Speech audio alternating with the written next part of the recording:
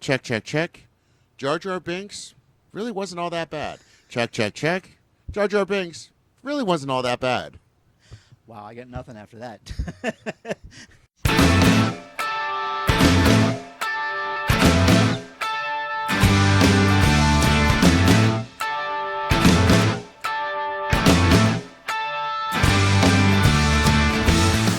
Nerd Exchange of Western Pennsylvania is proud to present the Nerd Exchange, a show celebrating the region's contributions to art and culture with the very best in nerdly review and enlightened geek critique.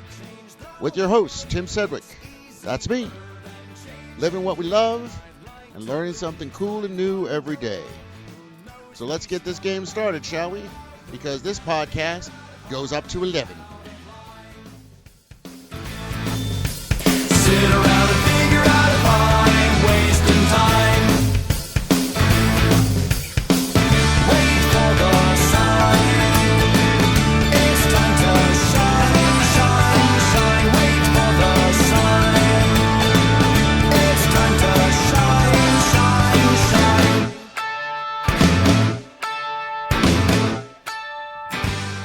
Hello, kids, and welcome to issue number 2 of the Nerd Exchange podcast, brought to you by, as the intro said, Nerd Exchange of Western Pennsylvania.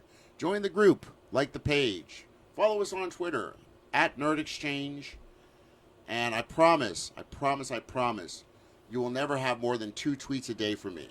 I am not going to, unless it's relevant, I'm not going to be that guy. Joining us today is resident comics book historian, scholar for the ToonSeum here in Pittsburgh, Pennsylvania. Also an adjunct professor of comics and pop culture at Chatham University. And what am I missing? I know this. Hold on, let me find. Your resume is like 4 pages. Yeah. You got this.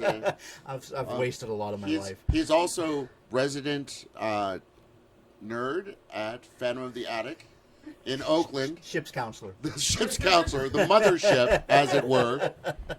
The one that stayed in Oakland when the alliance broke up.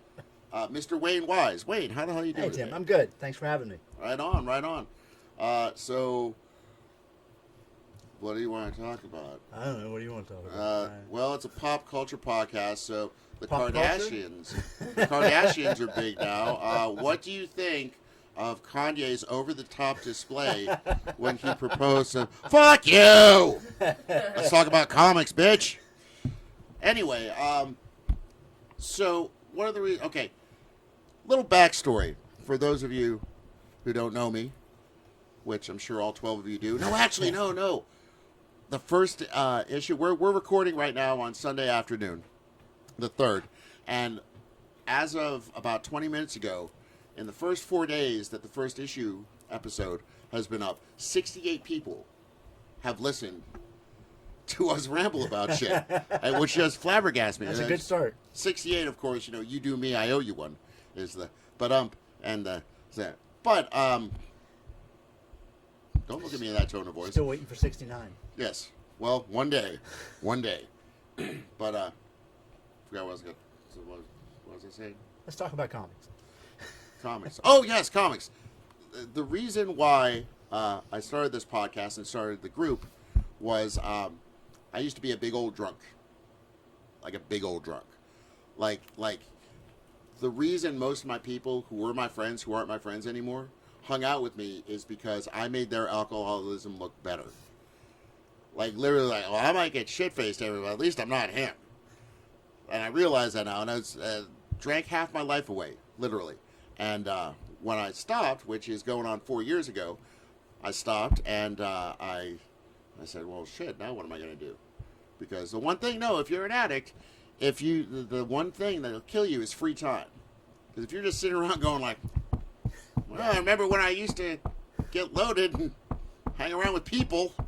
Well, it wasn't all bad, was it?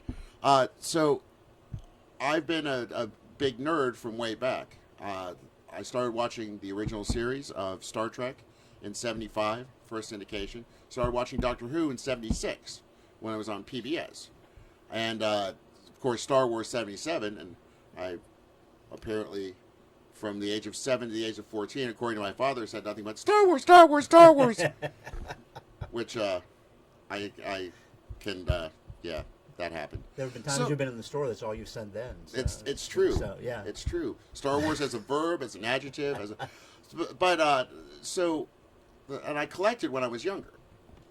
And I thought, well, maybe I could start collecting again, get some of these things from my youth and whatnot.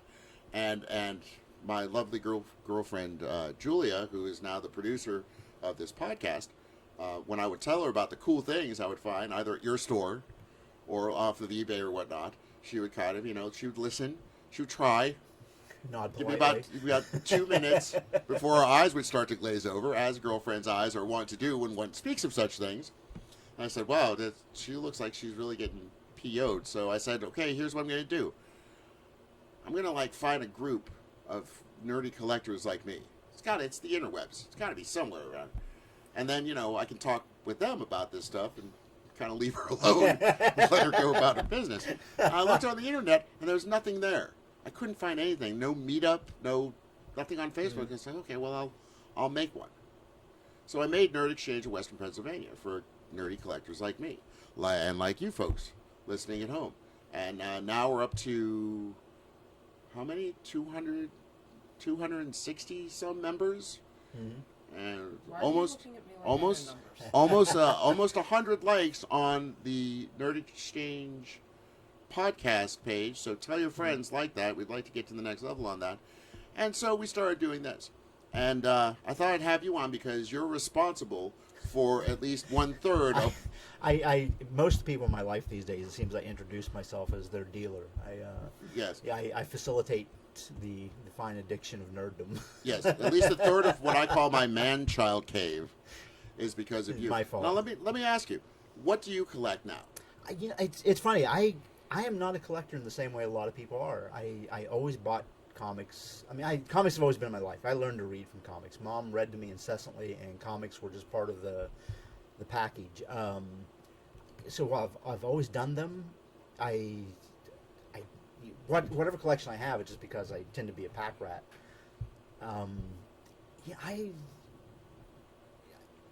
It's funny, as much as I sell this stuff, I don't collect any one thing in particular. I have action figures, I have comics, I have books, I have records and CDs. My hobbies are kind of all these things. I've never had enough money to do all of them well.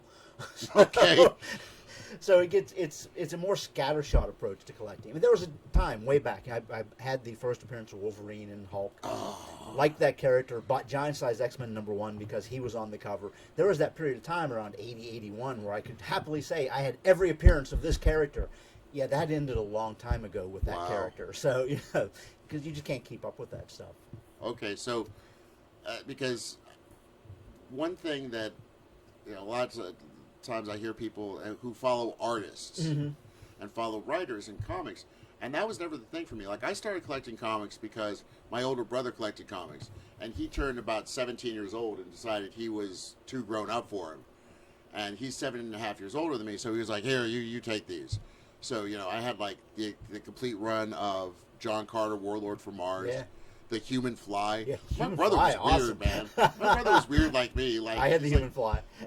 He wouldn't collect the Amazing Spider-Man, but he collected all of the first 30 issues of Peter Parker, the Spectacular Spider-Man. Yeah. Which, if you remember, is kind of a more cerebral. Yeah. It was less pow, baff, more like him actually dealing with his life, which was really my cool. guess, But based on the stuff you're saying, my guess is your brother's about the same age I am. probably, how old are you? I'm 52. Yeah. Yeah. Yeah. So just given that time frame in the books you're mentioning, so I am, and I just completely forgot what I was going to say. Well, and I've talking about Human Fly stuff. I've always been a fan of second, third string characters. The Hawkeye in the Marvel Universe has been my favorite character since I was a kid. So in terms of collecting, I backed off on action figures. I have a bunch of stuff, but Hawkeye action figures and stuff. I still get that. Anything new that comes out with him. So it's a very specific, which until the last 2 years with the movie and the really awesome new comic that everybody should be reading. Yes. there wasn't a whole lot of Hawkeye merchandise, so I was off the hook. But that has changed of late. Yes. What I always loved about Hawkeye from back in the day, and like my two favorite Avengers were always Vision and Hawkeye. And the reason I liked Hawkeye, people are like, Hawkeye, I heard that before. It's called Green Arrow. I was like, listen here. First of all, We had this conversation on we Facebook. we were in a big. There's like, listen. First of all, Hawkeye is based on a Native American concept of the Archer, not the Robin Hood. And for me, it was that you had all these super powerful people. You had, even Iron Man with this technological, magical suit that made him pretty much indestructible. Captain America with his serum, the Hulk, and all these people. And then you had Hawkeye, this snarky, used to be a bad guy because his brother taught him, hey, you shoot a bow and arrow really well. Let's go rob some people. And he went, I guess. I've And always then became a hero, and then he became kind of like the voice of the everyman. Yeah, I've always responded more toward the less powered characters for some reason. I don't know if it's just I can relate to them better or what, but he got by on skill, attitude, and chutzpah. Like you've got $1 billion worth of armor on your back. You're the living legend of World War II. You're a Norse god. I got a bow. Bring it on. Yeah. And holds his own and has for 50 years. Alongside these guys, and I've always liked that concept of a character. Remember in the Secret Wars comic book, which, so for my collecting, pretty much 87, 88 is when I stopped, because then I got too grown up for it. Right. But if you remember, when they were on the battle planet, he ran out of arrows, and people were like, oh no, he's going to die. It's like, no, I got sticks. Yep, I'm good. I got sticks. Well, there are key moments like that. There's, I forget, it was one of the annuals. Hawkeye bluffed the Grand Master, Elder of the Universe, and he bluffed him. Didn't beat him, bluffed him. Beat him at his own game, just because he's got the attitude to pull that off. I love that kind of, yes, the lesser powered character who's able to hold his own with that stuff. Right. Yes. So. We agree on something. Yay! But yeah, see, the collecting thing. I have stuff, but I don't. Oh, but anyway, no. The thing I said before we started recording is like, I'm the dealer. I don't use my own product. Can't get that profit, man. Oh no. The whole idea of following artists, and maybe it's just because I was born in 1970 and people really didn't do that when I started. It was just kind of like you liked a character, and sometimes the run was good and sometimes it was bad. But in my mind, it was never like, oh, this writer, they got to get rid of him, or this artist, they got to get rid of him. I've gone through phases with that. I mean, certainly the writer and artist. I think the early '90s, the Image guys, that was sort of the birth of people following those particular creators, at least in the mainstream stuff. I did start doing some of that. There were artists I liked better than others. I was a big John Byrne fan. I was reading X-Men when he was on it, loved his stuff, and then just kind of followed him to whatever he did for the next 15 years. Certain writers I would do that with. With the 80s, with the explosion of the small press, with Eclipse Comics and First Comics and that sort of thing, some of those characters and writers and artists, they would move from there to Marvel and DC, and I would then follow them because I knew I liked their stuff from the indie stuff they did. Okay. But they're still. I'm starting to do it a little more. Chip from New Dimension, out in Century 3. Don't get mad at me for plugging the other place too, but no, it's one of the places I go and feed my addiction. Because you never break an addiction; you just replace it with something more healthy. But he turned me on to Peter David because they sell a lot of runs where you can get like 30 the first 30 issues of a run for, and I've always liked Aquaman, and we'll get to that in a minute. I'm with you. But they had an Aquaman. It was the Aquaman.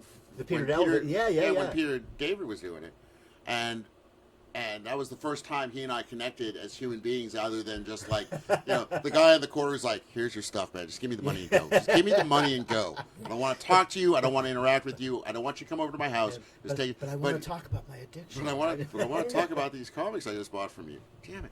But he was like, wow, this is Peter David run. I love that. Yeah. It's like, well, yeah. So I'm starting to a little bit more. But it's I see it.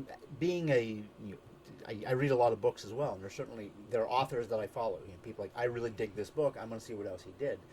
So I do a lot of the same thing with comics. I mean, that said, there's certainly, being into this my entire life, I'm going to want to like Hawkeye and Avengers no matter who's doing them.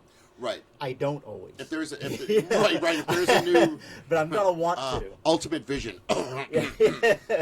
Ooh, I'll tell you. Yeah. So yeah, there's certainly a piece of that. There are the characters that I have an emotional attachment to that have been there since childhood, and I will always want to like those books.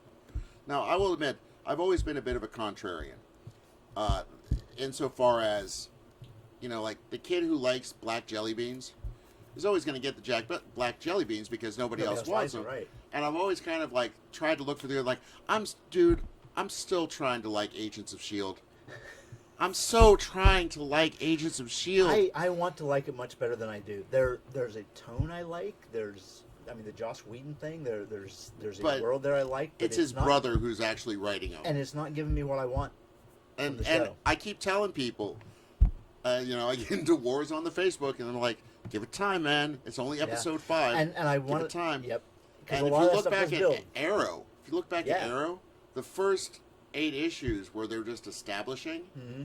Now they were more even. Yeah. Than Agents of S.H.I.E.L.D. is. But now I read a thing on the interwebs that there's going to be a direct Thor 2 tie-in. Okay. To Agents of S.H.I.E.L.D. Like, apparently, go see the movie. Yeah. Because next week, where Thor is going to be there, or it's going to directly be involved with that. So I've always been kind of like you, the lesser characters.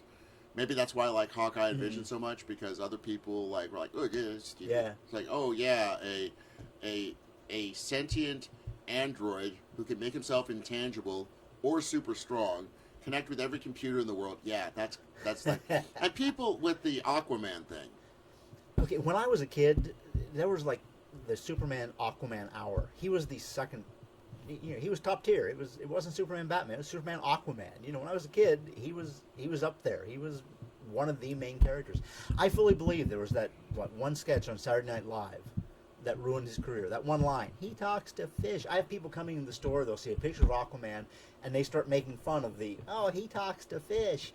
They've never read an issue. They've never read any. Right. They have no personal interaction with the character whatsoever. Or they've seen Super Friends. Yeah, they just know the cliche.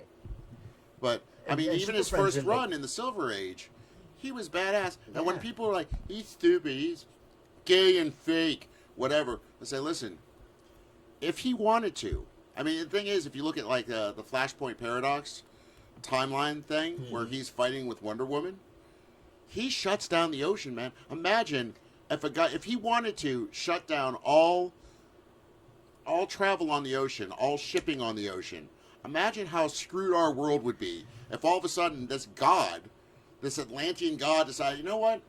No, you guys ships. are being jerks. Some people say, oh, well, Namor's better because he's a little bit more of a badass. He's a little more, one of the first anti-heroes, really.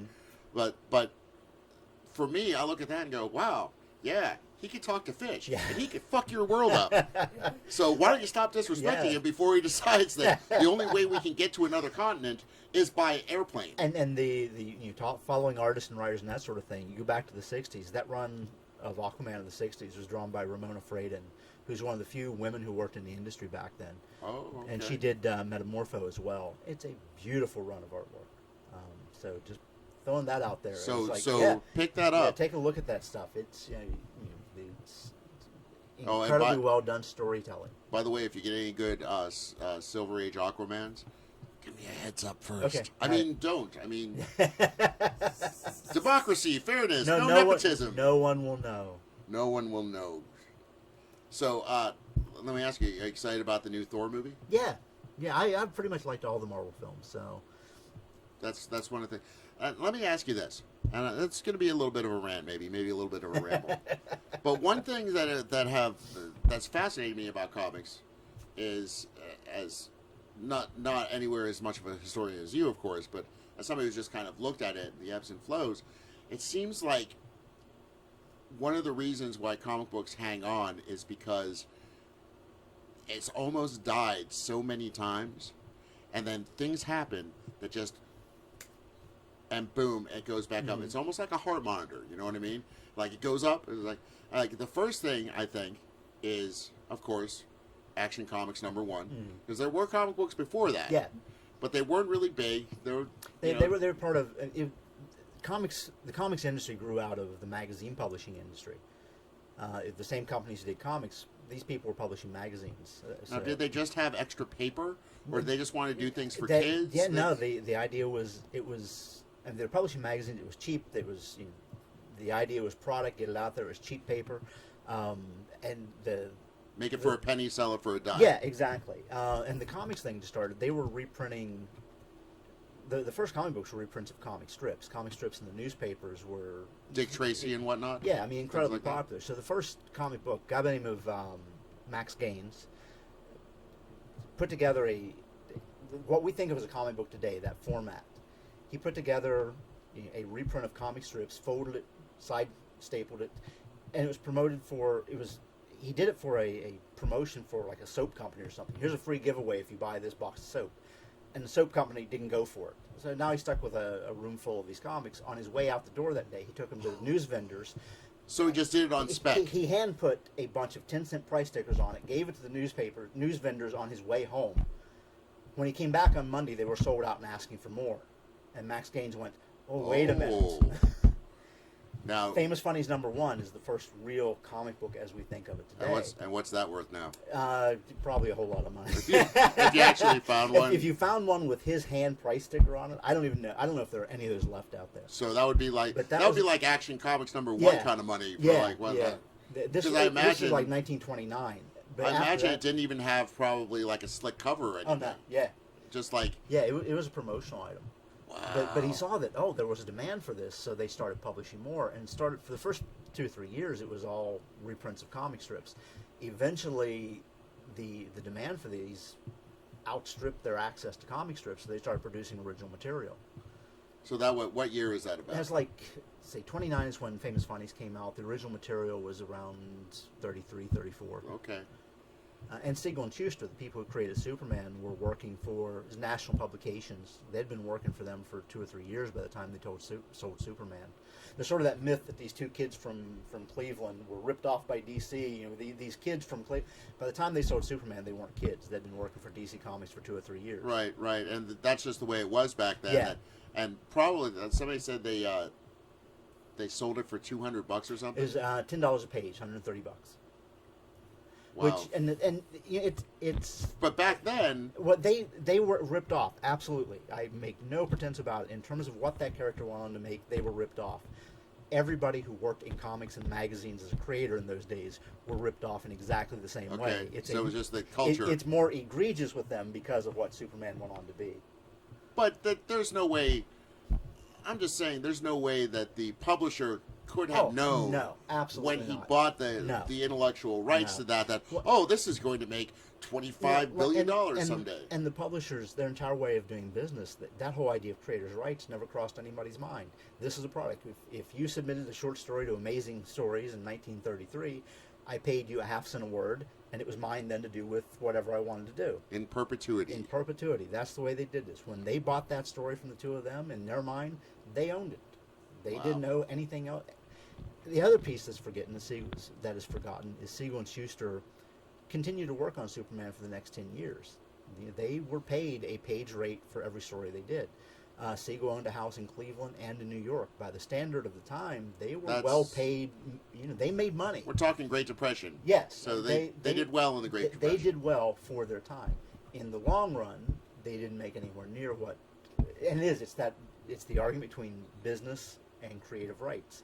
And we're able to view this now through the retrospect and hindsight. Right. Oh dear God, they should have been more respected. Well, I'm sure because for every Superman, there were other minor characters that might have gotten like Nobody 10 cares about the Red Bee. The total of 10 issues. Yeah. And they're not worth money now because nobody cared about them then, and nobody cares about them now. And then the licensing and all that sort of thing.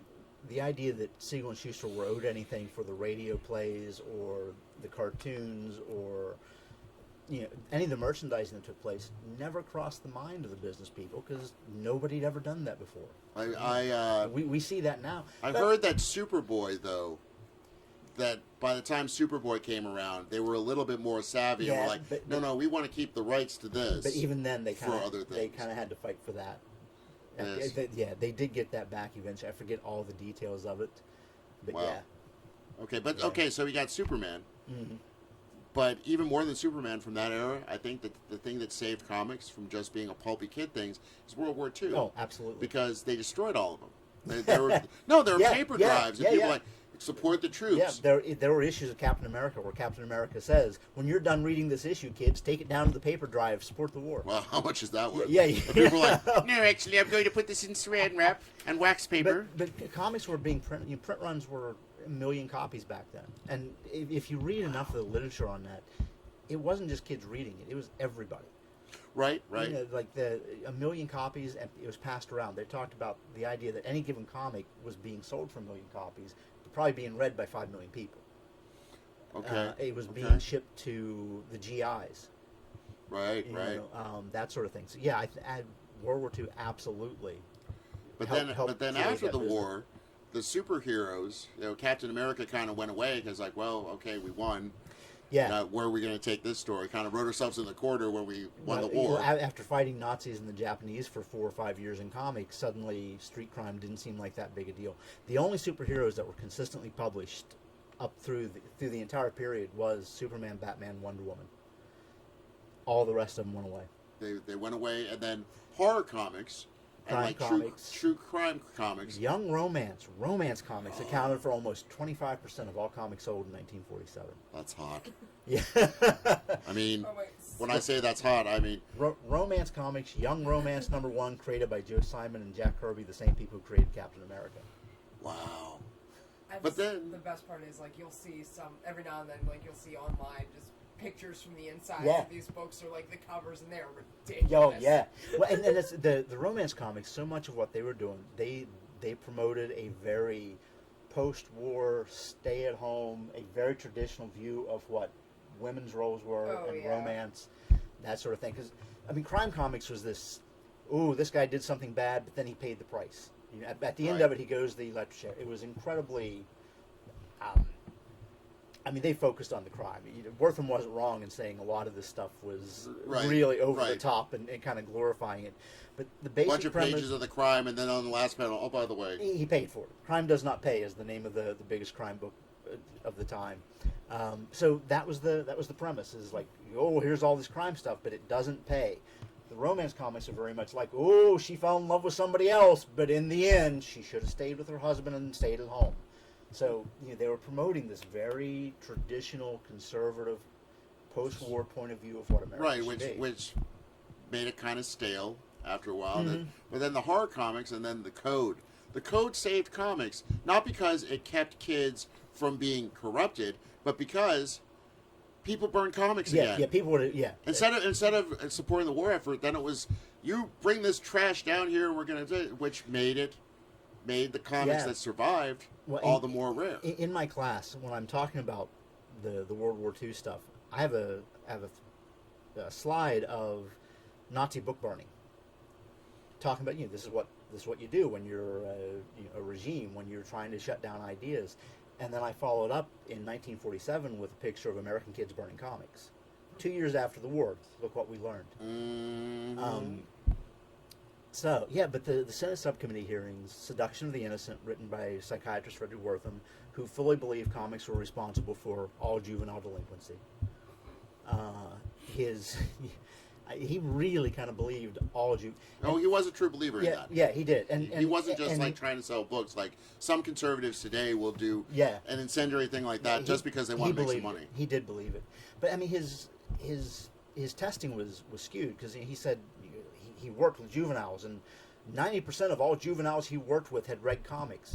Boy, in 1950, 90% of all kids you work with anywhere read comics. Right. That's like saying 99.9% of all murderers eat sugar. Yeah. So sugar causes murder. Right. But the Senate subcommittee hearings happened. No one was ever found guilty of doing anything wrong. The Comics Code was not imposed on the industry by the government. It was a self-regulating system to keep the government from shutting them down. To get them off the back. Yeah. Say, okay, we'll make Yeah. sure, we'll hire our Yeah. own censors, and then run it past you. And But here's my question: did the code bring superheroes back? I think it helped. Because Yeah. if you it was can't a- do horror, right, you can't if do you can't crime. do true crime, it's like, okay, we can do these romances where this woman kisses a man that isn't her husband and her life falls apart. But really, you're not going to make. Well, there was also, it was a mix of, it was that, certainly. Suddenly, the things that were most popular, crime comics, horror comics, you simply weren't allowed to do anymore. The interest in science and science fiction in the 1950s, we were a little schizophrenic. Science was going to save us. We were all going to have deep freezes and self-cleaning ovens. Jetpacks. And jetpacks. And Still we were also waiting for my going to jetpack. we were also going to have the nuclear bomb that would kill us all. So, we loved it and hated it. Julie Schwartz? No. I'm blanking. One primary editor at DC at the time. Completely blanking. It'll come to me.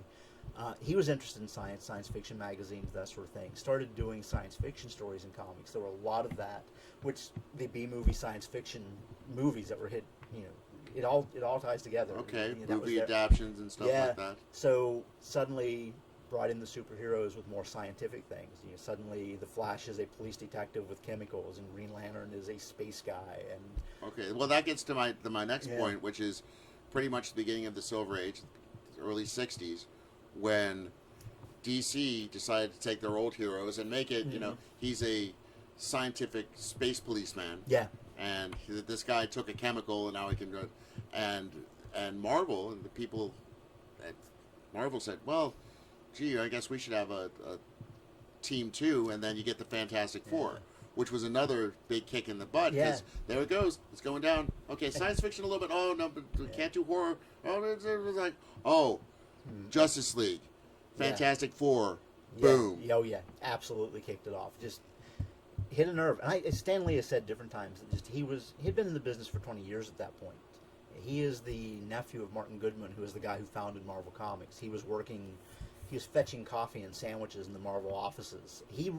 The first issue he wrote a prose Captain America story that was in one of the early ones when he was 16 years old. 'cause- He introduced the throwing the shield idea. Oh, really? Yeah, Because in a prose story. from what I understood, that he basically became a writer because nobody else there really wanted to do it. It's Yeah. like, we have 2 pages we have to fill. Yeah, Go ahead and write something. that was part of it. And then what? Half a penny a word, or like, Yeah, well, and- you're my nephew. You'll do what I'll tell you. Most comics in the 40s had prose pieces because of mailing. They got a cheaper mail rate if it was prose in it instead of just comics. Really? Yeah. So there will be a 2-page prose piece in almost every comic from the 1940s because it was cheaper to mail it that way, just because of what it was classified. Well, that's God bless the USA. But yeah, but he said, he has said in many interviews that in the early 60s he was doing this and he was just really kind of burnt out doing the same kinds of stories over and over and over again and felt like quitting. And he says his wife said to him, just write the story you want to write. And what came out of that was Fantastic Four and Spider-Man, and obviously in conjunction with Jack Kirby and Steve Ditko.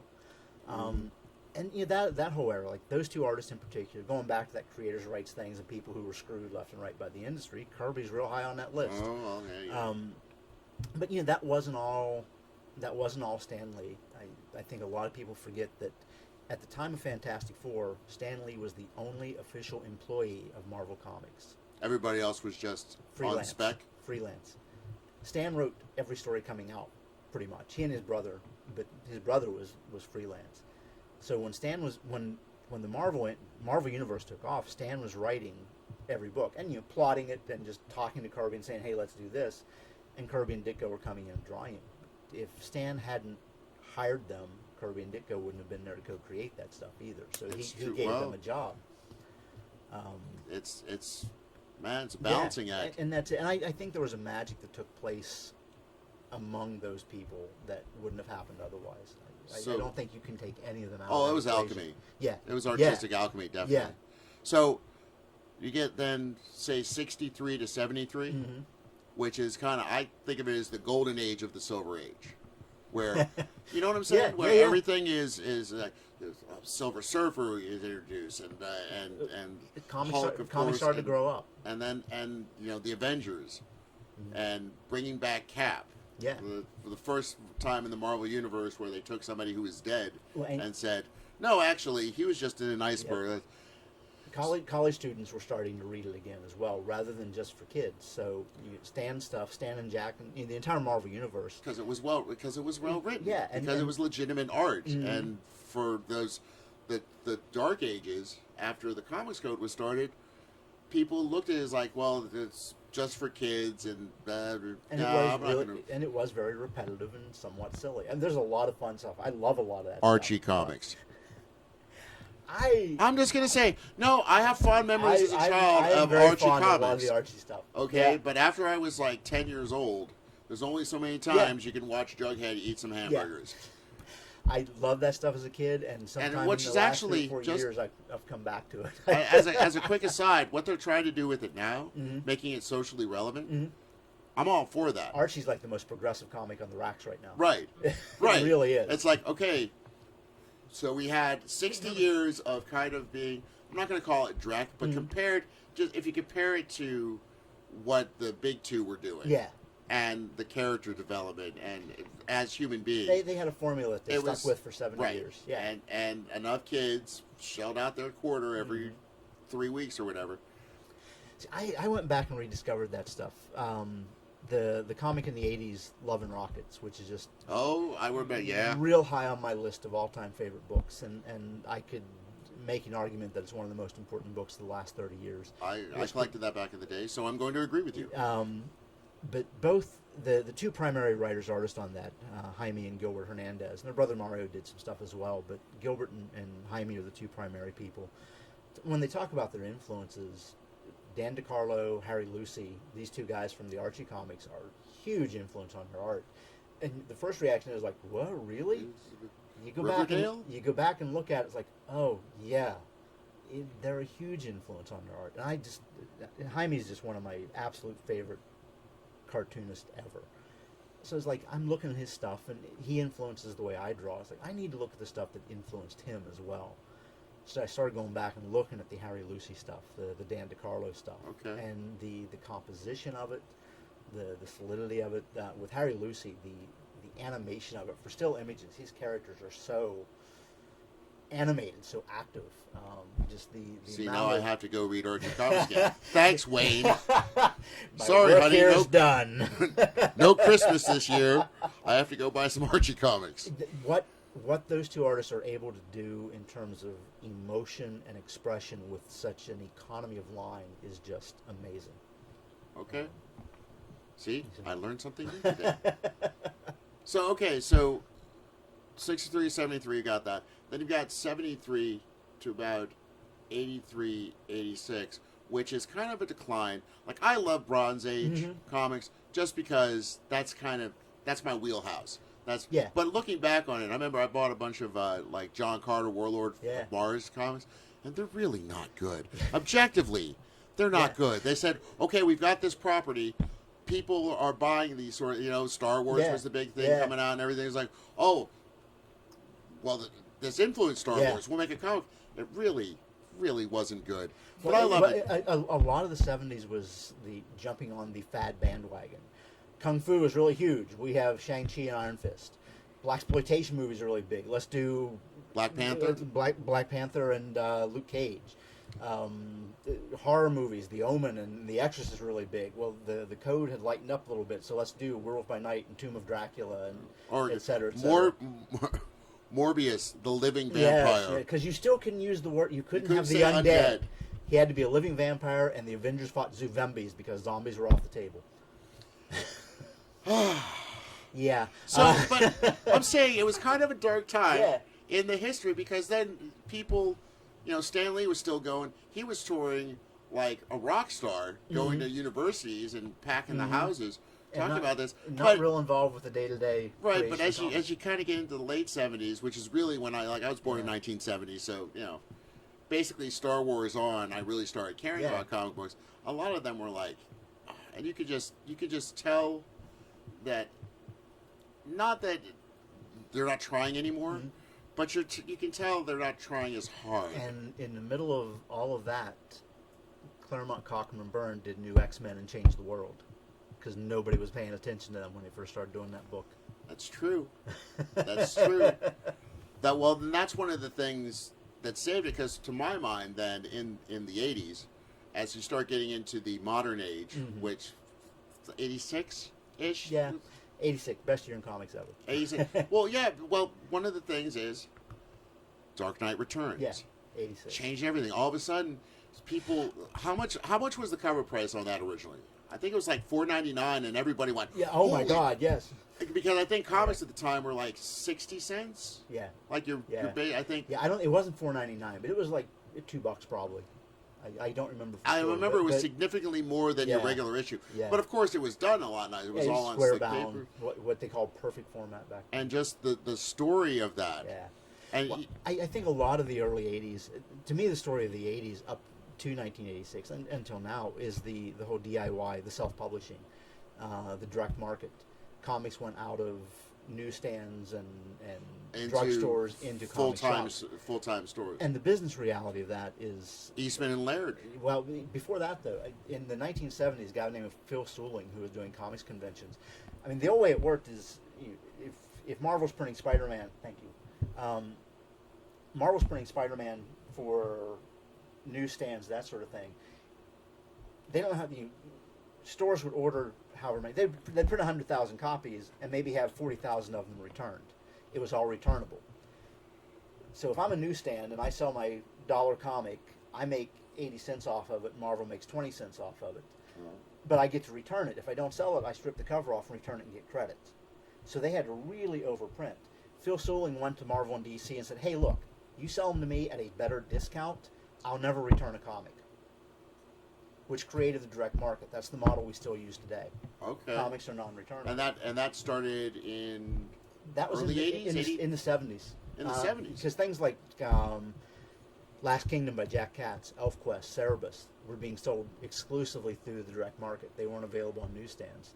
And the idea is, if comic shops if I order 10,000 copies, the publisher can now print 10,000 copies because they're all sold. Keeps the print cost down. Okay, but it also then lets the market a little bit. Yeah, well, it puts the onus of selling the book on the retailer. If we don't sell it, we're stuck with it. We eat it. So we put it in a plastic bag, put a price sticker on it, and put it in a back issue box. There was no back issue market prior to then either. Okay, but that also affects what the values are. We'll get Yeah. into that a little Yeah, later. yeah. Because there's a great little story on Yahoo News, and I'm going to put it on Nerd Exchange Western Pennsylvania and the podcast page once we put this up. Actually, a couple people from Pittsburgh quoted in it about the prices of comics and the sky is falling again. But okay, so you got that. You got the direct market. You got.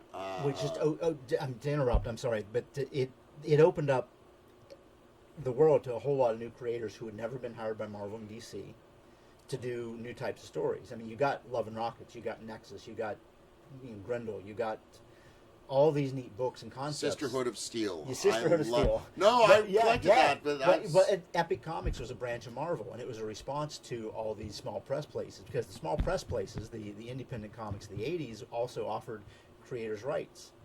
When Kamiko first eclipsed all those early companies, they didn't buy the rights for $10 a page. They published your book, but you still own that book. You still own the product. So that helps too. So it created the direct market.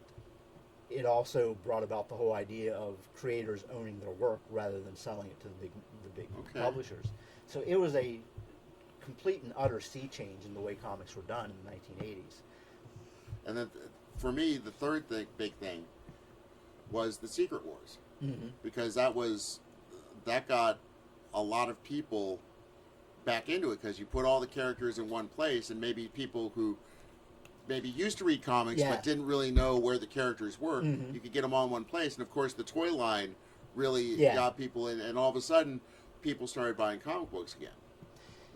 Yeah, and if you're reading X-Men, you read Secret Wars because of that, and then you saw the Avengers and the Fantastic Four. So yeah, it was able to bring you into that whole universe. So 86, we joke about. In one of my classes, I titled 1986 the best year in comics ever, and It was a transition. That was the year that Frank Miller's Dark Knight comes out, which just completely changed the way Batman was done, the way comics are seen. Watchmen came out by Alan Moore and Dave Gibbons, Watchmen. which, if you've only read comics since Watchmen, you've only read comics influenced by Watchmen, specifically superhero books. Teenage Mutant Ninja Turtles was originally published in '84, but 1986 was the year of the giant black and white small press explosion. Turtles guys got rich overnight. Suddenly, everybody thought they could do The ElfQuest people too, because Yeah, they expanded their runs. Yeah, they started doing more and more stuff. So this thing that had been anybody could publish comics, there was just such an explosion of product in 1986, most of which was terrible. But it created a really big marketplace in the short term, and some people like Jim Lee, who is now publisher at DC Comics and one of the Image guys, his first book was a black and white book from Solson called Samurai Santa. That, if it hadn't been for the black and white explosion, who knows what Jim Lee would be doing today. Right on. But then that brings us to the bubble.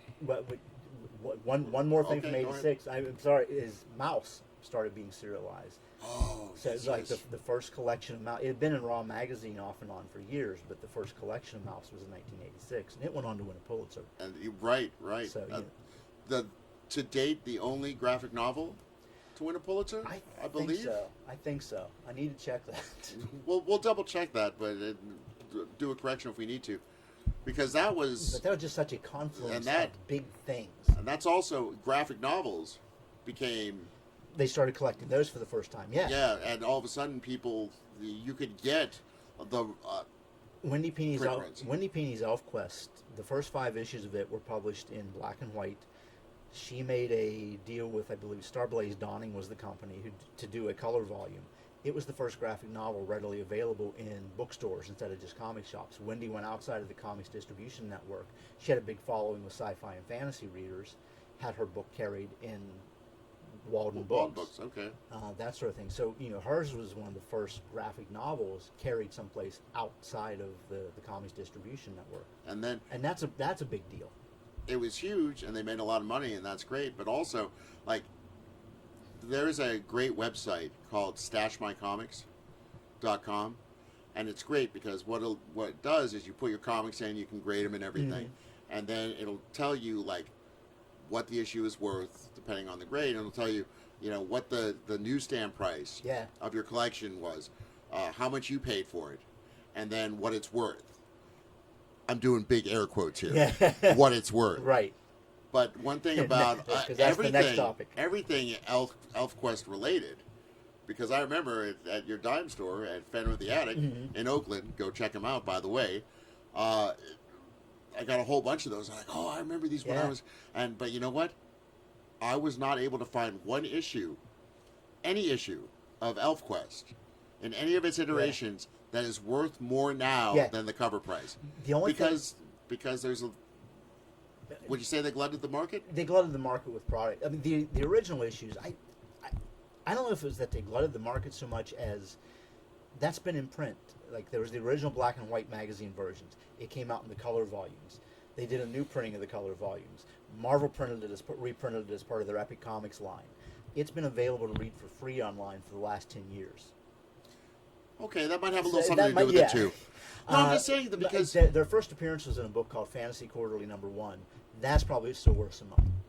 But like in the late 70s up through the 80s is when people really started to think of comic books as not just, I love this, I enjoy this, I'm going to keep this. I mean, maybe if I make a little money later in the future, but people started doing it as an investment, and that's just math. Yeah. If you do 100,000 and 90,000 of them are sold, and 80,000 of them are bagged and boarded, they're not going to be worth anything. They're not gonna shoot up. Well, let's say the bubble you talked about, that happened in '86 with the black and white explosion. I mean, the first print run of Teenage Mutant Ninja Turtles was like 2,000 copies, maybe 5. I don't remember the exact numbers, but really low print run. Right. If you have one of those, it's still worth a lot of money because there aren't many of them. Right. That's math. I was told there'd be no math, but apparently in everything there is. There aren't many of them. if you bought The Death of Superman, it sold more copies than any book in history, other than the 5 covers of X-Men #1 in 1992. Right. It's Well, not we're worth getting to that. anything. Well, no. At one point, because all of them sold, Yeah. pretty much. At one point, the asking price was $75, But- and people that weren't into comics, people who were like, Yeah. "I'm going to hedge my investment," would go. You're talking about like stockbrokers and things like Yeah. that, who collect collectibles as an investment, like $75. Yeah, I'll buy 100 copies. It'll be worth $150 10 years from now, Yeah. and I'll make Well, my money back. it- Now it's worth $8, Yeah, which is still more than the cover price. Yeah, which is, and more than we sold it for. Oh, really? Oh. There's that speculator market by people who they see this, 86, the thing of 2,000 copies of Teenage Mutant Ninja Turtles. Those guys became millionaires overnight. The issue started selling for crazy amounts of money. Suddenly, everybody and his brother, anybody who could hold a pencil, was publishing a black and white comic, thinking they Right. too could be a millionaire, and they weren't. I spent money in '86 on just about anything that can. Yep. Spectacular first issue, Yep. collector's edition. And every retailer in America thought whatever this black and white book might be the next Teenage Mutant Ninja Turtles, so they bought a bunch of them, and then none of them were the Teenage Mutant Ninja Turtles. So there were warehouses full of them, and retailers went out of business, and so did the publishers, And there you go. because it was based on a false premise, which Well, is this one book is rare and successful, therefore they all will be. I recall a time when there would be people who would start a black and white press specifically to do like 4 issues of a book and then go out of business. Yeah. Like their business plan was, okay, everybody's buying this crap, so we'll make $1 million between the 3 of us on these 4 issues, go out of business. And then People won't be mad though, Yeah. because people will think, oh, they went out of business. That means Yeah. that they might be worth something Yeah. someday. Well, I'd say the black and white bubble, 86, the great comic black and white explosion of 1986 was followed by the great black and white implosion of 87. Mid-Ohio Con in 86, I was hanging out with some of the Which black is- and white publishers. Coincidentally, about when I stopped collecting. I went up, and I was one of those people who could hold a pencil. I had a contract for a comic in 1986. Fred Wheaton, my collaborator and I at the time, had a book called Shadowlock. We sent it to a company called Showcase Publications. We had a contract. We produced the first issue, and then that company went out of business as part of the implosion before that book ever saw the light of day. We got all our art back. We never saw a dime. And in retrospect, thank God no one ever saw that book because it was horrible. Oh, really? It was you should produce it now, man. it was a good experience for us to do. But, so in 86, we're there, we're making the contacts, we're hanging out with a lot of the other black and white small press people. Guys from Arrow Comics were there. And in the short term, Arrow Comics did The Realm. This is where Guy Davis got his start. Okay. They did The Realm, they did Tales from the Universe, they did several other books. They actually had some quality books coming out. Rob Kraft from RAK Graphics did a book called Thunder Mace, went on to take on The Forever Man, which became a video game that made him a tremendous amount of money. But there was this really neat little black and white community. In 86, we're all like, yes, this is going to happen. Like, oh! We're out having beers with Frank Miller and Dave Sim. True story. Yeah. And a year later, I'm sitting there with the guy from Arrow Comics at a bar at a Holiday Inn. Going, what the hell happened? It seemed like such a good idea at the time.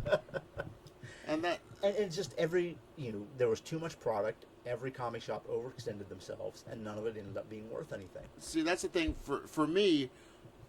I've always been a kind of small ball, like since I started collecting again, like on Stash My Comics. I think the newsstand price of my entire collection, I got about 2,500 comics now, is like $5,000 is the newsstand price. I paid $2,000 or 2,500 thereabouts.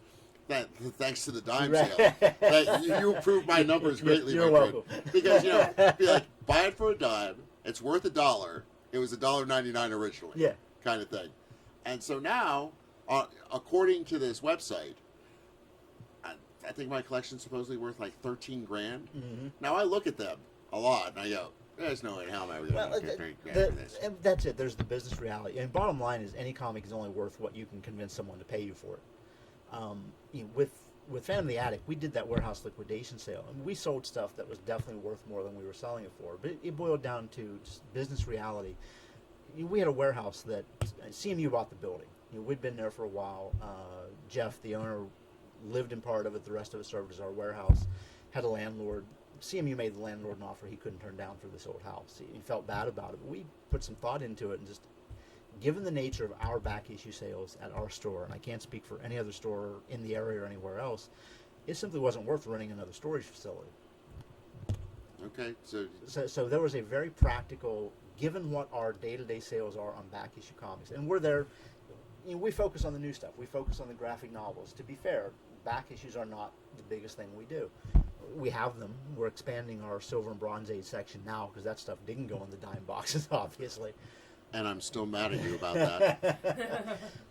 But essentially, our warehouse is full of not collectibles.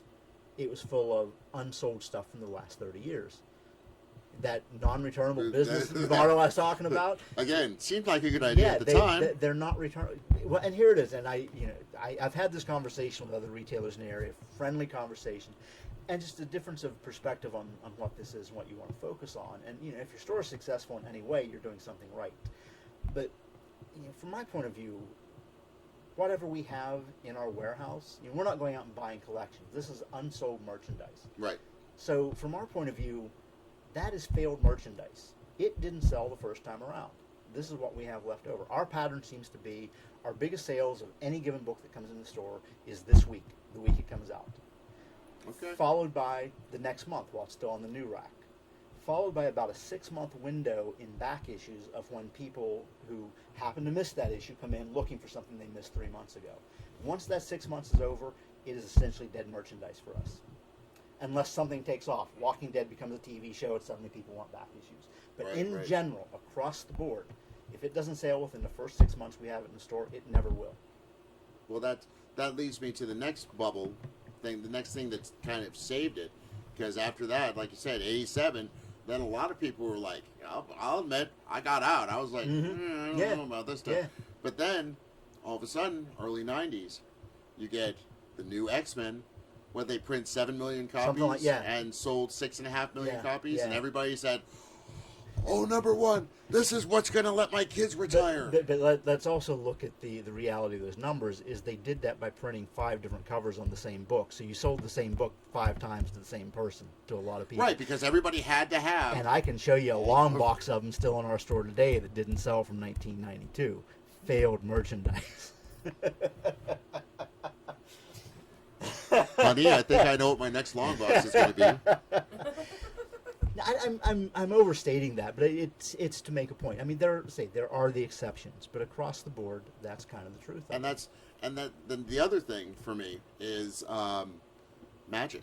Yeah, Magic the Gathering, which was I want to say 92, 93 is when the first iteration of that came out. Somewhere in there, yeah. And I've talked to a lot of different retailers around the region who say that saved their store. Yeah. The fact that absolutely. Because they had all these back issues that nobody was really buying, and they had the new ones that people were buying. But well, I mean, the Image Comics, the Death of Superman, that stuff all sold like crazy. I wish anything today was selling the numbers those sell. Image is the third for this thing of saved it. Yeah. Because a lot of people. I was on the Spawn bandwagon. Yeah. When it first came out, I'm kind of kicked myself because I actually used to own the first 10 issues of Spawn that are actually worth something. Because now, just like the Peony stuff, the ElfQuest stuff, it's been printed and reprinted so many times that it's like, really? I bought this for $0.10 and it's worth 8 cents. But that's another thing. But with Magic and customizable card games, that really saved the bacon of the people.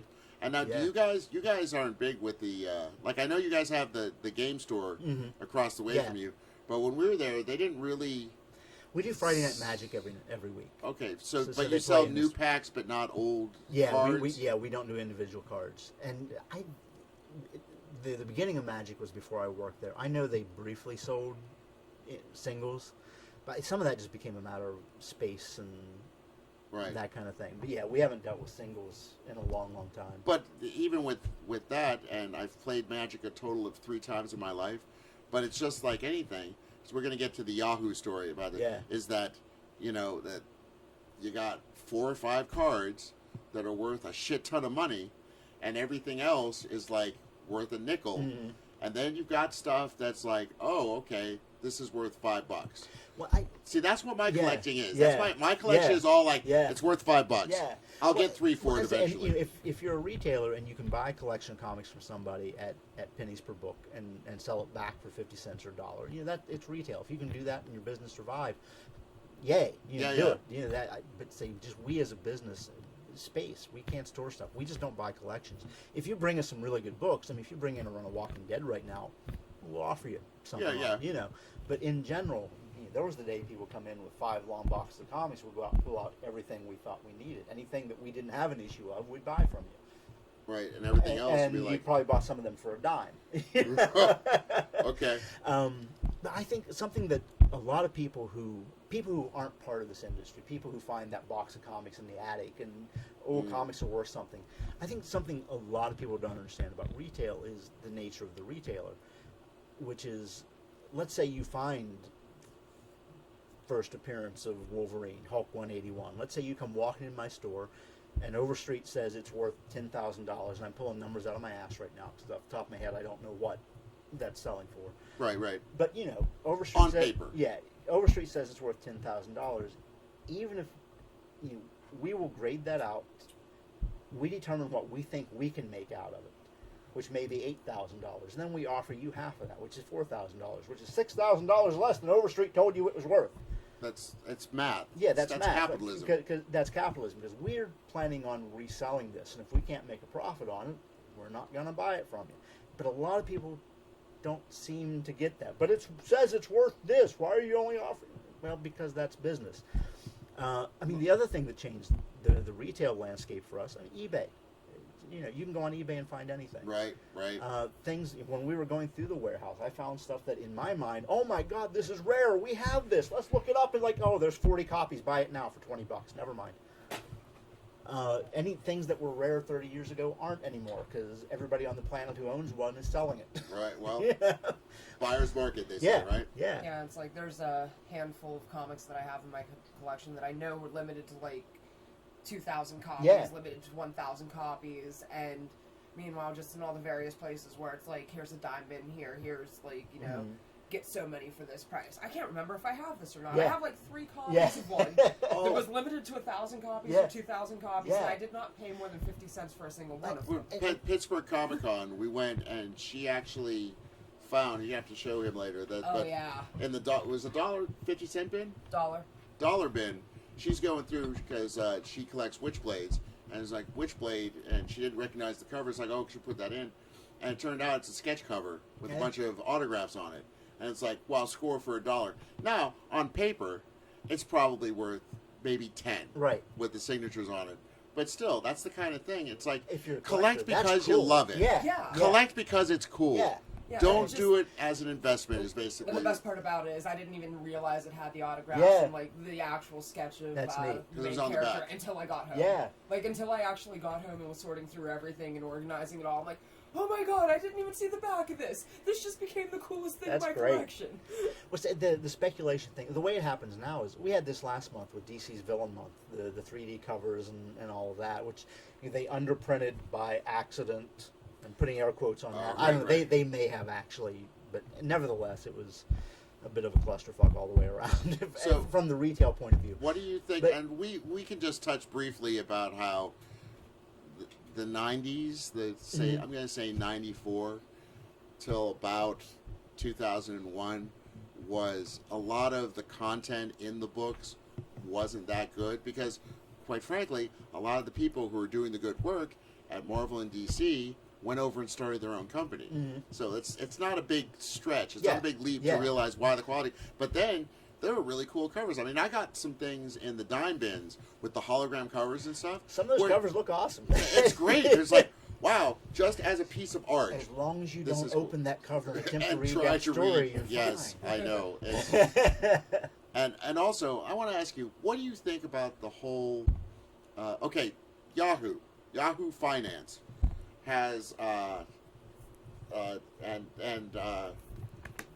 Todd, the fellow who owns the chain of New Dimension, is quoted in here, and he actually does the thing about how Death of Superman was $75, now it's $8, and he kind of laughs. And what I hear is like, "Yo, if we're lucky, we'll find somebody, some idiot like me who will be like." Ooh.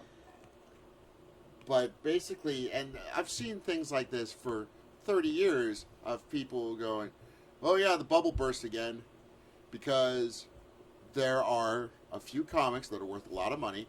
Action Comics #1. Actually, any of the first 50 Action Comics, I think, because there are people who want the full run. Yeah. So if you have an Action Comics #4, you're still going to get a pretty penny for it. As we said, pretty much anything from the 40s have some level of value just simply because of rarity.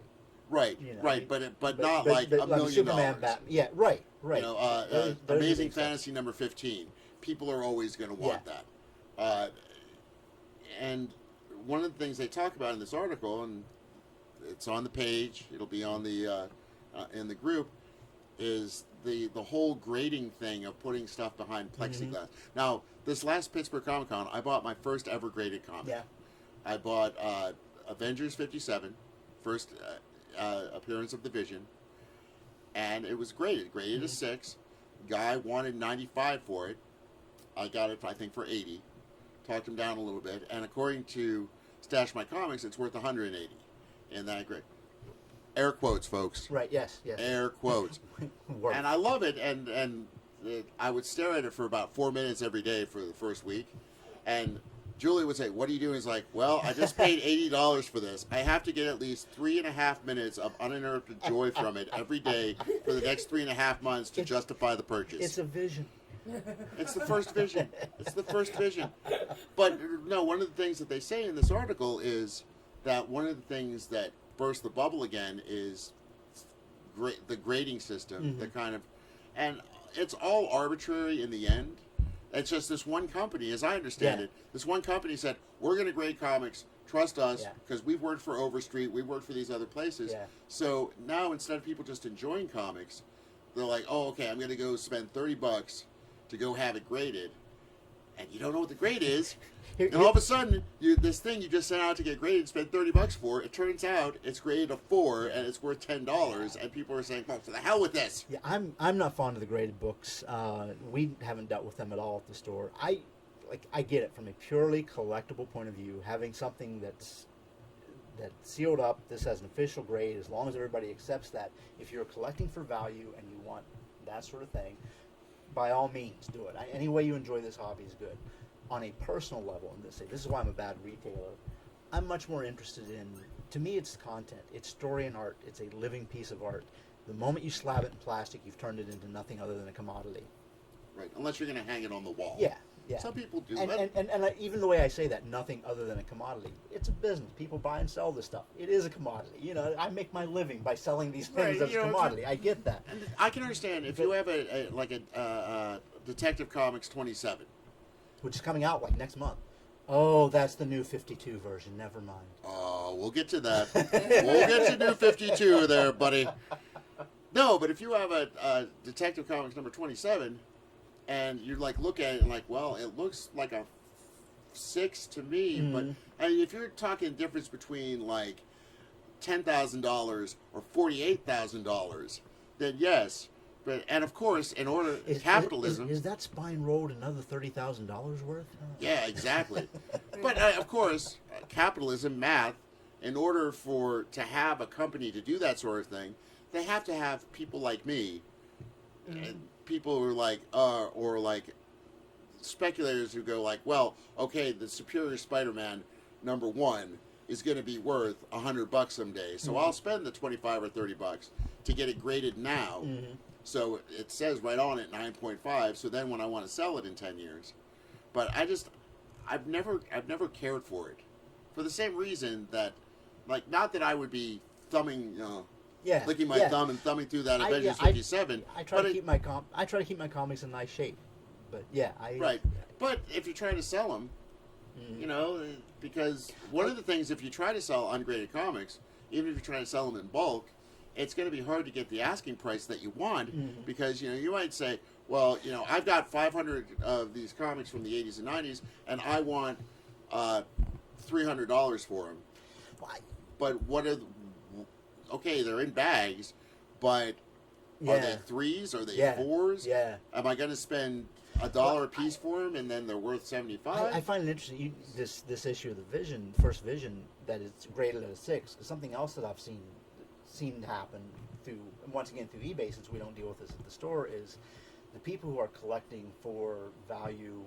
I mean, who really want the graded comics. For the most part, they're the ones who want the 9 point whatever. They're going for the top of the line, Right. which has really kind of destroyed the market for reading copies and mid-range copies. Because nobody wants. Because if it's only a 6, why bother? Well, it's and you did it because you love it, which is that's the reason to do it. Yeah, exactly. I was like, well, because I know that if it was a 10, if it was a 9.8, the legitimate price on it would be $500, and that's way out of my price range. But it's kind of like I collect the vintage Star Wars figures. I don't have all of them, but one day eventually I will. But it's a natural progression for a lot of collectors. Julia is shaking her head no. I will have a yak face one day. I know how much that costs. You won't. When I worked at New Dimension Comics for Todd, we sold 2 of those in the course of the time I was there. Not being into Star Wars collectibles, I was just old enough at the time that I didn't buy the toys as a kid. Right. That figure came up as like, holy crap, you're kidding me. And this was 15, 16 years ago. Right. Well, because it was never released here in the States, I think it was France, Brazil, and Canada, and England were the only places. But a lot of collectors, once you get all of them, once you get all of them, then you go, okay, well, now I want to find them on the card. Mm-hmm. And then I want to find them in better condition on the card. That's kind of the mania of it. Yeah. It's a beautiful thing. Always chasing that always better high. chasing that nerdy dragon. Oh, yeah. That'll be our T-shirts. Chase the nerdy dragon.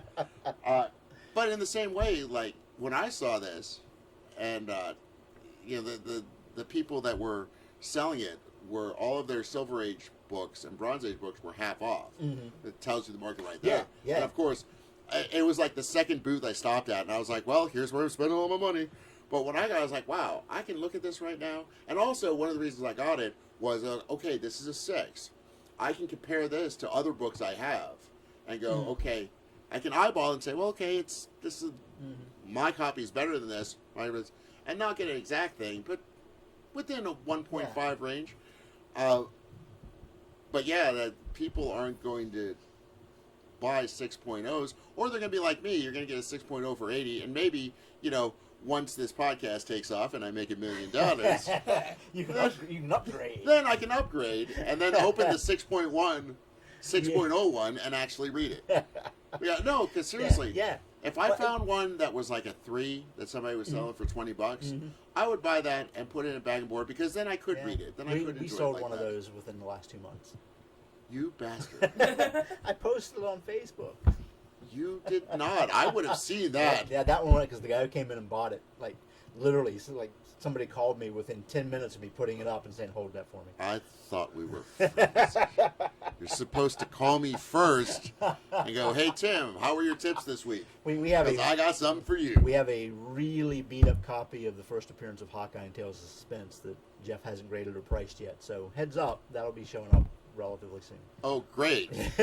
So, basically, So you're going to be camping outside of the store until the next day you work. What I'm saying is, this podcast isn't going to go up until after that comic book goes up. So if you're wondering why there hasn't been one for a few weeks, in all likelihood, that's probably, if this goes up on Wednesday, in all likelihood, the book will be out before then. So. Oh, really? Well, let me know, because I got some money with your shop's name on it, buddy. So anyway, that's kind of the point. Yeah. I think it sounds like a lot of stuff I'm saying, like I'm against the graded books and old comics aren't worth anything. It sounds like I'm being anti-retail, and it's not. I mean, every store, it is a business. I get that, and every store has to find that comfortable balance of what they provide, what they want to do. I mean, we do what we do, and we're relatively successful at it. It's a combination of, this is what we're interested in, this is what we want to focus on, this is the type of stuff that we want to promote. That said, if you are a customer of ours and you want something, we will do our best to get it. I mean, I think any store worth its salt should say the same thing. It's about making our customers happy. Your collecting hobby habits may be completely different than mine, and that's okay because that's part of. To me, that's part No, of it the isn't. fun of it. Everybody should collect just like me. That's That way, part of everybody the will be fun of happy. this, is there's so many different ways of approaching. I love the history of it. I love the convention thing. To me, it's all about character and story and art and the history and whatever. And somebody else, it's about, oh my God, I have a 9.1 of whatever. Man, if that's what you dig about this, that's great. Yes, Yeah. I bust her chops all the time. You actually read your comics? Dude, that's crazy. I was told as a child it would rot my brain.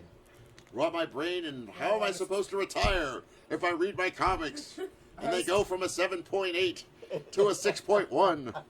Yeah, but meanwhile, I was told as a child coffee would stunt my growth. Yeah. I've been drinking it since I was 8, and I'm 6 foot tall. So Well, it would have been 7.13. Not to overstate it, but just with my own life, and I say this a little tongue in cheek because I recognize in many ways I'm very lucky with this sort of thing. This has been my hobby my entire life, and people when I was little kind of making fun of it. The typical outsider, you read comics, what's this gonna make you? It's been my career as a retailer for the last 16 years. I'm teaching at the college level. I've been published as an academic with it. What did this make me? My career as an adult. Right. And I recognize how lucky I am that that's the case. Oh, I got one for you. I got one for you. So, first of all, I can remember being actively bullied for reading a Mad magazine in 8th grade. Because that was we're talking 83, 84. Yeah. That was what are you, a kid? What are you, retarded? Blah, blah, blah. So, my father, my old man, his favorite show now is The Big Bang Theory. And I said, are you fucking kidding me? Which I guess you're not supposed to say at the Thanksgiving table. I said, he said, what? No, it's a great show. They're all that nerdy stuff like you used to be. I was like, Dad, you realize that's me. Yeah. Well, except for being a genius scientist. Other than that, that's me, Dad. That's how I live my life. He's like, oh. Well, I guess I was like, you're the one who convinced me to sell all my crap when I was 19 years old. You prick. And now you're okay with it. Like I know all those people in some form or another. Oh, harumph, I say. God, anyway. I'm not bitter, though, about it. No. No, but that's the thing about being a nerd. That's one of the reasons why I wanted to do this podcast is we have lived in a kind of a shame bubble for so long. I want to go back to 10-year-old Wayne, who was the only person I knew. I grew up in the middle of nowhere. Only person I knew who read comics at that point. And I was into this in a way nobody else was. I want to go back to 10-year-old Wayne, who was made fun of for that, and let him know we won. Right. Avengers movie, Thor movie, Big Bang Theory. The president reads Spider-Man. The president was geeked about being in Spider-Man. Yeah, it's like we won. This is pop culture now. Pop culture is our culture. And that leads us to the last big bump that I think, which is the movies, starting with the X-Men movie, and then we're not going to talk about the Fantastic Four movies. Again, I tried to like them. I tried to. Yeah. But then, once Iron Man came, all of a sudden, now, I mean, I wasn't able to get to the store to get to Phantom for Free Comic Book Day, but I saw the pictures you posted. It was a freaking madhouse, man. Unreal. Single biggest, once again, retail point of view, biggest business day we've ever had. There you go. The sheer number of people who walked through that door it was non-stop. For out hours, the door. For hours. And I mean, shops around the country are saying exactly the same thing. Biggest day ever. And it is. It's just, you're looking at Facebook, friends of mine from years ago, and their kids are dressed like Ms. Marvel, that's a minor character.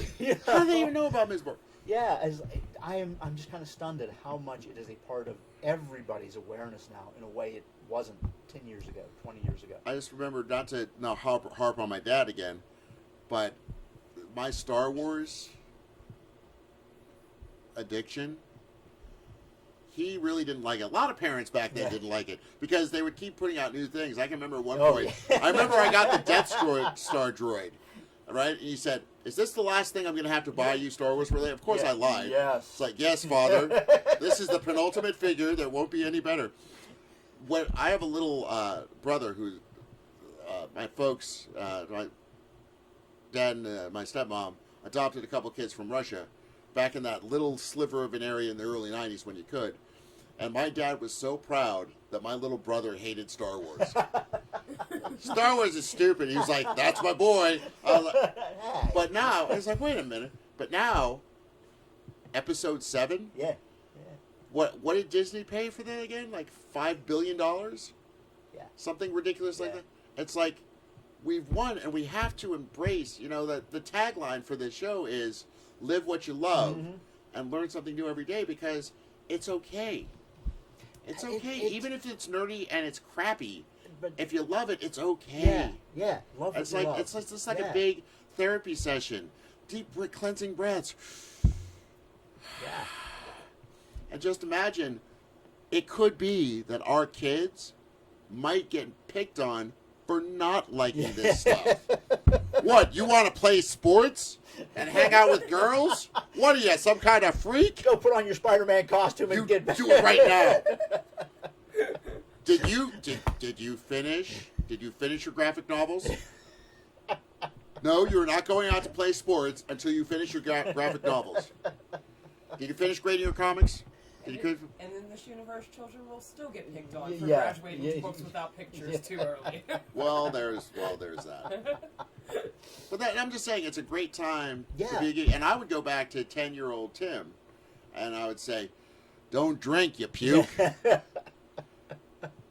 Keep doing the nerd stuff. Don't. Just don't. But just say, like, I hey, never listen, really gave it's it up. okay. It has always been so much part of my identity.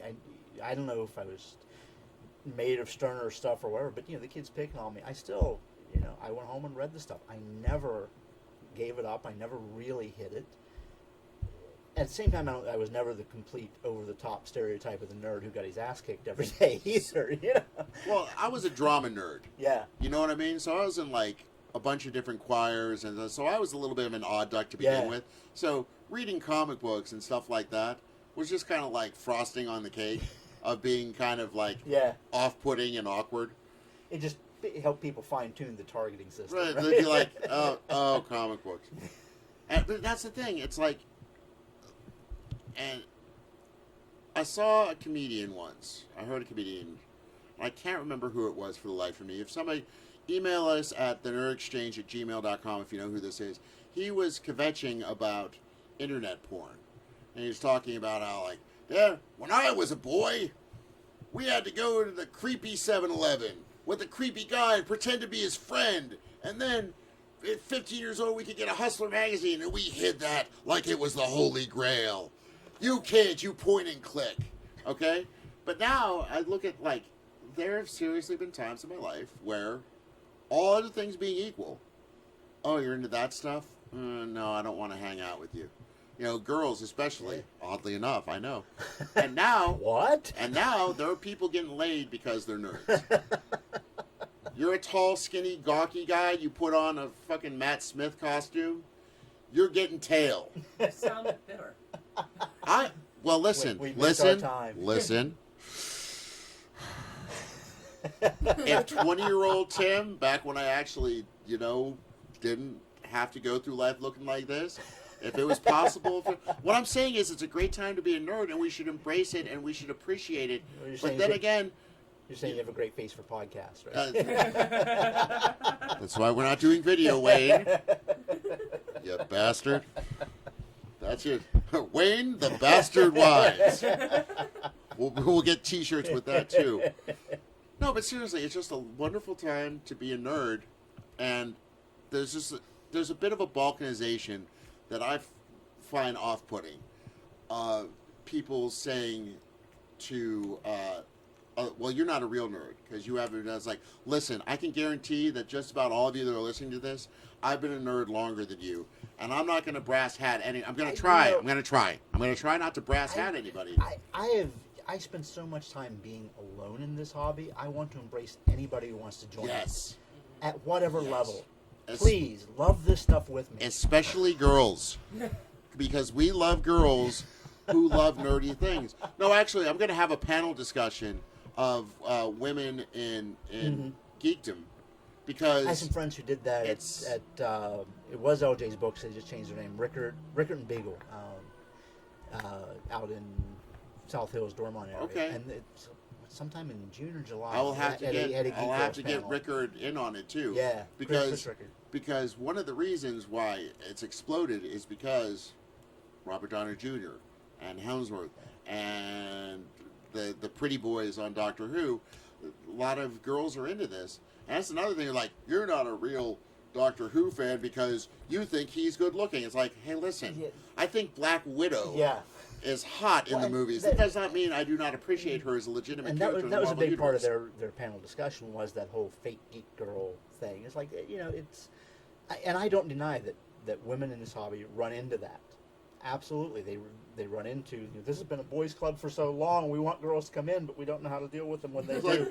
like, it's like a Yeah, fifth there grade really, dance. It really is a mental implosion. It's Yeah, like, yeah. There are certain times when I'm in a comic book store where it's like, it's not even necessarily that it's a bad conversation that I end up having, but it's one of those things where it's like anything I try to say, it's usually like other customers. That the guys just want to argue with me and put me down, and then it gets to the point where it's like, I mean, I have no fear of this. I have learned to deal with this because speech and debate, I've dealt with it my entire life. Yeah. And by the end of it, it's like their brains are imploding because they want to put me down, and they've pretty much lost all ways that they could. I think it's a mix of things. They use the term mansplaining, not just comics, but anywhere. The idea of men explaining something to women, even though you probably know it yourself, but men do that. And in the comics industry, at conventions, women run into this all the time, of the guys who are just trying to explain to them how the Green Lantern Corps works, because you couldn't possibly know. And some of that... I'm sorry, I got lost. I forgot how to read the words that went along with those pictures. And some of that is very definitely, I don't deny that the mansplaining phenomenon happens with that. Some of that is also fansplaining.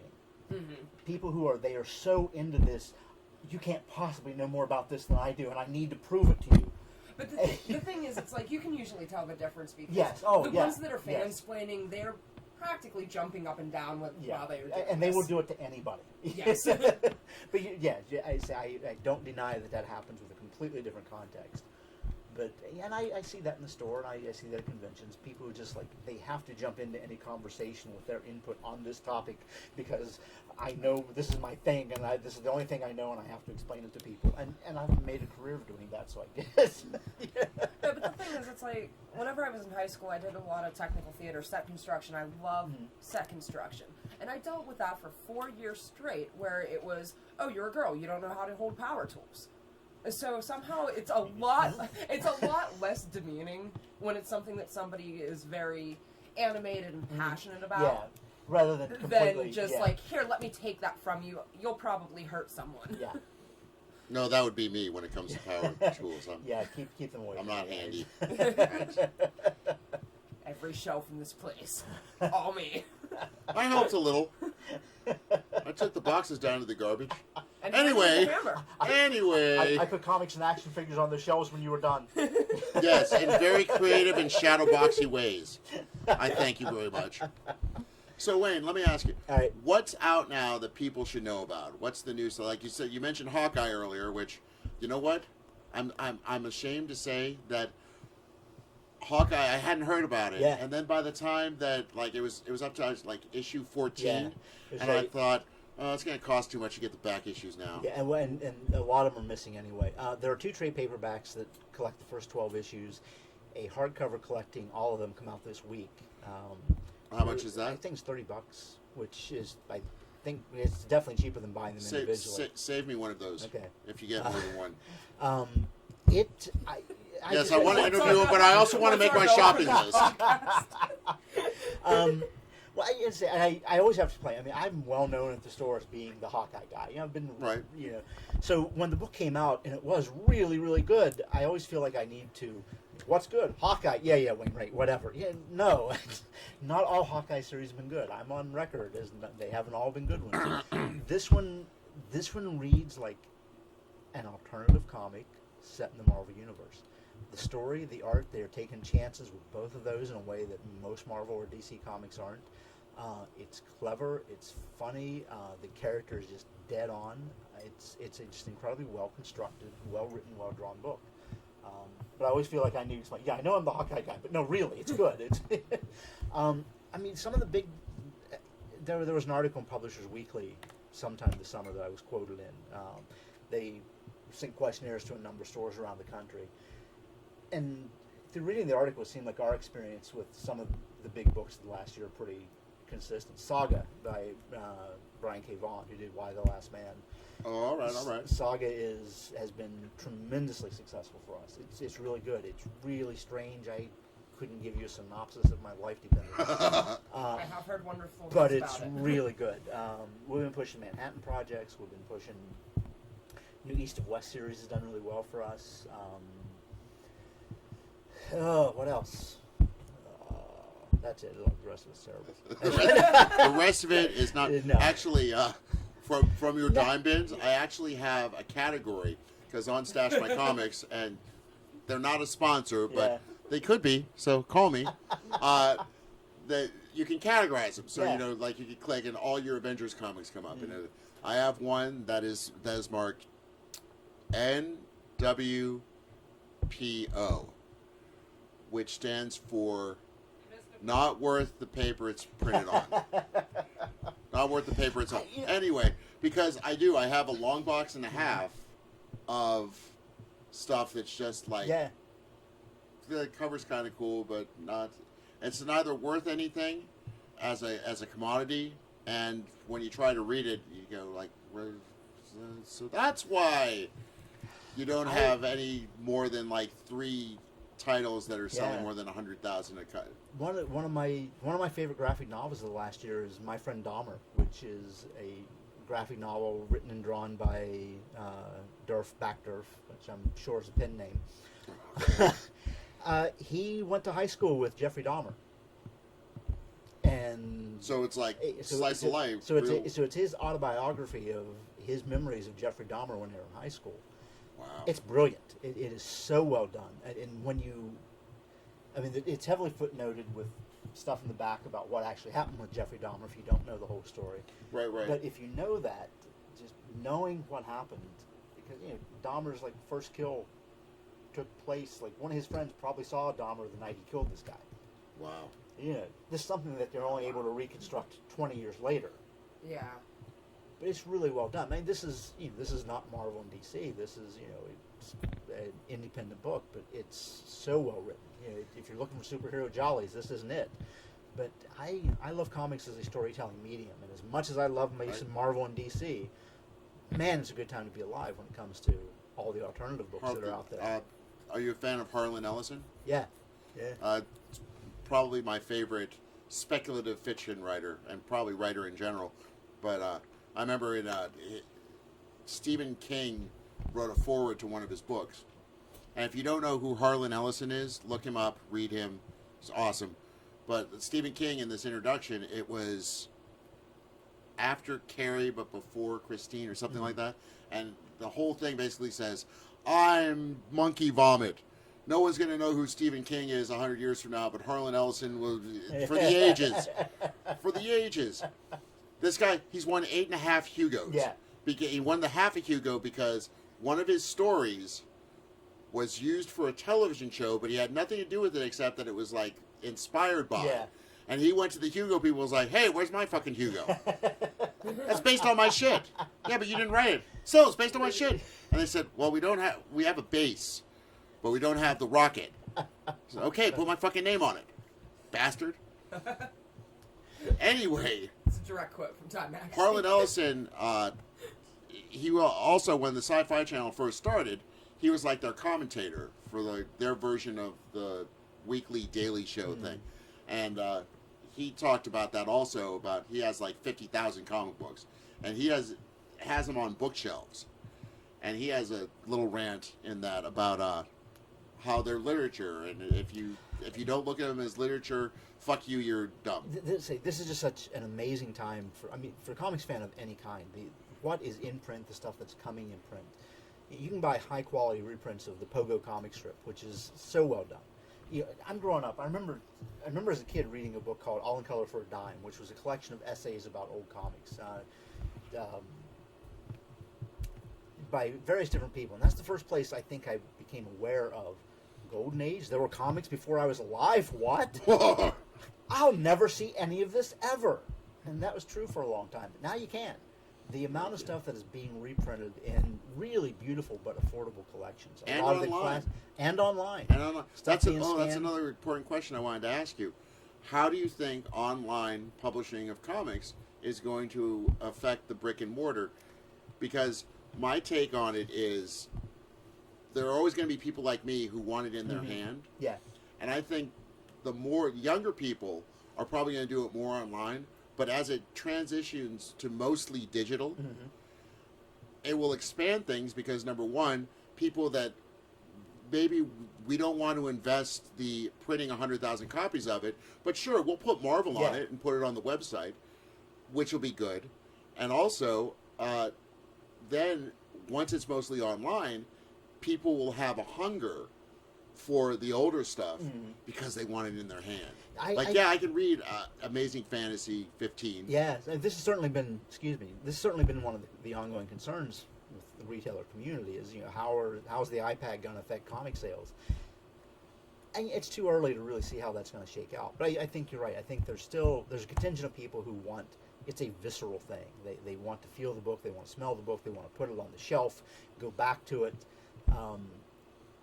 I can see it changing when the people who are currently 5 years old and are learning to do everything on the computer and iPad, right, and never have that book experience. 10, 15 years down the line. Hopefully I'll get to be retired by then and won't have to worry about this. But I think in the short term, what you're saying is right. I think a lot of people still do that. I will try something online, and then they dig it and come back and get caught up. Or it leads them to other stuff. I mean, anecdotally, I'm hearing stories at the store all the time of, hey, I haven't read comics in years, but I downloaded this on blah, blah, blah, and I read this and remembered, hey, I like Spider-Man, what do you have? So, anecdotally, it is driving some sales. But in terms of across-the-board monetary stuff, I don't know. I think eventually it will raise the values a little bit. Like I said, medium ball at most. I'm not saying that something that's selling for 10, meaning that on paper it's worth 30, is going to sell for 100. But maybe it goes to 25 and 30, which could help the retail as well. And I would love to see the publishing houses actually use this, not so much as a, let's try to cut the paper and ink cost, but more as a way of, well, I've never heard of you. Nobody has ever heard of you, but I like what I see. Yeah. So let's see if people will like you before we spend the money on the paper and ink. Let's see if this will sell, because if it will, I would love to carry. But one of the books is coming out soon.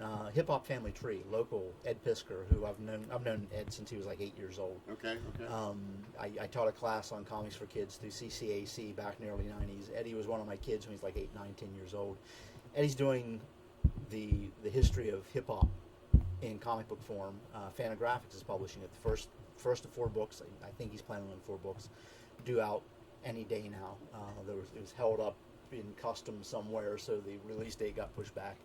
Anyway, Fantagraphics is publishing it. He's been running it a page a week on boingboing.net for the last year. It's free. You can read the whole damn thing for free online. The book's going to sell like crazy. Right. So it's free advertising. He has built an audience that is anticipating this book, pretty highly anticipating this book, by giving it away for the last year. Right on. And Kindle does that too. She has a Kindle Fire. I have, my computer is so slow and old it has an 8-track ROM. That's just how we roll. But no, there are a lot of books, tell me if I'm wrong, where they'll give a new author, nobody's heard of them, you can get them for free. You can get the first 4 chapters for free. And then the book is 99 cents. Well, I'm going to use that business model could work for new producers of content as well. I'm going to use this as a segue for shameless self-promotion. I'm a novelist. I'm a novelist. I currently have 3 books available as ebooks for the Kindle through Amazon, for the Nook through Barnes & Noble, and for pretty much any format you want to download it in from a place called Smashwords. I've made them all available for $2.99. I could offer them for free. I can pick my price. It's a great way, as a writer. I had a novel published in 2002. I sent stuff out to a number of different publishers. I was at that point where I was getting rejection letters, but all the rejection letters were saying things like, "We really love your writing. We don't know how to market this." Okay. So I, as a reader, I like a book. I have a Kindle. I've read some that way, but I still viscerally prefer the book. I'm one of those guys. As a creator, as a writer, my stuff is out there. I'm selling copies of my book. I got a really awesome review from someone in Italy a couple weeks ago. Why don't we tell the listeners the titles of their books, so if they want to look them up, they can. Yeah. If you go to Amazon and type my name in, or Barnes & Noble, or Smashwords, they'll come up. I currently have 3 available. The one that was published by another company 10 years ago, I have the rights back. It's coming soon. Okay. I'm doing some edits. The ones that are currently available, I have a book called Scratch, which is an urban fantasy horror novel. A book called This Creature Fair, also urban fantasy horror, set in Pittsburgh with a lot of the music industry stuff in it. That's also available as a paperback, which we have at the store. You can order it as a paperback online as well. And the third one is the first of what I see as a series of books. I'm a big fan of Arthurian fiction. I've read tons of that stuff. And I did my own take on it. I have a book called Bedivere, The King's Right Hand. It's the first book in a, hopefully, series of books. Working on the second one as we speak. Well, not as we speak, but, wondering why you seemed a little distracted. Yes, I'm writing. Put the laptop away.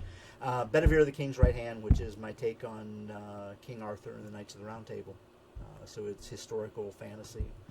Oh, cool. So that's the other thing I do. Check those out. Yeah. Most definitely. Okay, what else? And if you don't go to Amazon, go to my website, wayne-wise.com. You can get all that information there, as well as read my ramblings on all kinds of stuff, like comics and music and stuff. Awesome. I ramble a lot. I talk. I have a lot to say. Well, I'm not a fan of people who ramble a lot. I can tell. I'm very soft-spoken. I like to be very succinct when I speak. How long have we been talking? Including the mucking about at the beginning, we're at 1:49. I cut out the mucking about like an hour and a half. Well, it's about an hour and a half. That's what we did last time. Maybe that's going to be kind of our format, hour and a half long. Let's talk about some things real quick. So Thor movie. Have you seen the new Captain America Winter Soldier trailer? Yes. Holy crap. Yay. Holy crap. Falcon! All of it. Just, it looks great. Cap, I love the Avengers. The Avengers made me giddy. It was kind of everything I've wanted to see on the big screen since I was 5 years old. I think of all the rest of them, Cap is probably my favorite. I like all of them, but I think Cap is my favorite if you take Avengers out of the equation. Right. I'm more of a Thor fellow myself. I thought they did a really good job. I haven't seen Thor yet, but the trailers I've been seeing for it look. Well, no, it's opening up. We're probably that's right. It's next weekend, isn't it? Yeah. I'm probably because of work schedules and whatnot. Oh, so next week is going to be a very shortened version. I'm not going to have a guest probably. Kyle might be back. I hope. But I want to go see the Thor movie and just sit down and ramble about it. So it's going to be spoiler-horrific, I'm sure, because I'm just going to sit down and plug in the microphone and go, holy son of a... I can't believe girls still want to touch my penis. Anyway, but yeah, go see that. Also, guys, seriously, the email address is thenerdexchange@gmail.com. If you know someone that I should interview, if you know some cool happening that's happening, some cool meetup that's happening, shoot us a line. We'll talk about it on the air and let other people know, because now that our hobby has expanded to where it's now socially acceptable and we can actually talk about it in the light of day, we need to start going to each other's stuff. And you are not alone. You are not alone. Not even a little bit. But seriously, if there's a movie that's coming out, or a locally produced movie that's having a showing somewhere, let us know and we'll promote it, because that's pretty much, other than, for me to learn stuff and stuff, that's what this podcast is for, is to promote stuff in Western Pennsylvania, because Pittsburgh, we're not just where zombies were born. You know what I mean? We've got other things, and we need to let the world know about that. Know what I mean? A lot of pop culture stuff tied to this city. So, Lot. A lot of stuff. A lot. So drop us a line. Let us know. come see me at Phantom of the Attic. Buy some stuff because I like paying my rent. Rent is stupid.